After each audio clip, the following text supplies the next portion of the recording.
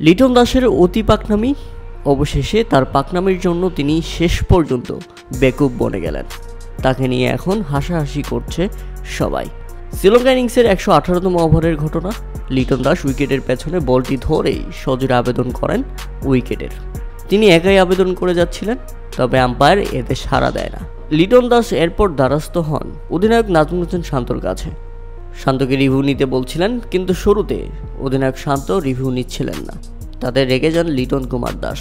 তিনি বলেন, রিভিউ নিতে বলছি, রিভিউ নেই। আর এটা শুনে নাজমুল হোসেন শান্ত সাথে সাথে রিভিউ নেন।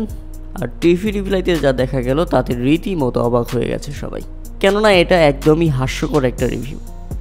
এভাবে রিভিউ নষ্ট করার কোনো মানেই হয় না। ব্যাটে বলের কোনো সংযোগই নেই। ব্যাটে বল লাগবে তো দূরের কথা, বল গ্লাভসে পর্যন্ত লাগেনি।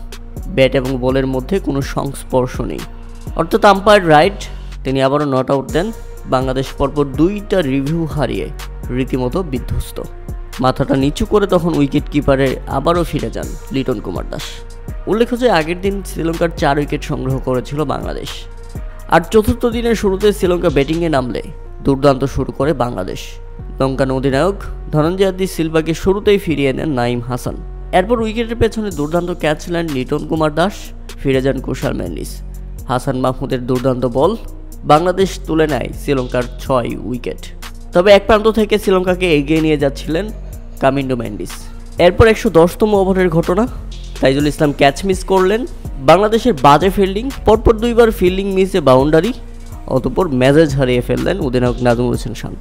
বর্তমানে বাংলাদেশের পুরাই একটা তালমাতাল অবস্থা, কেননা শ্রীলঙ্কা ইতিমধ্যে 450+ রান করে ফেলেছে।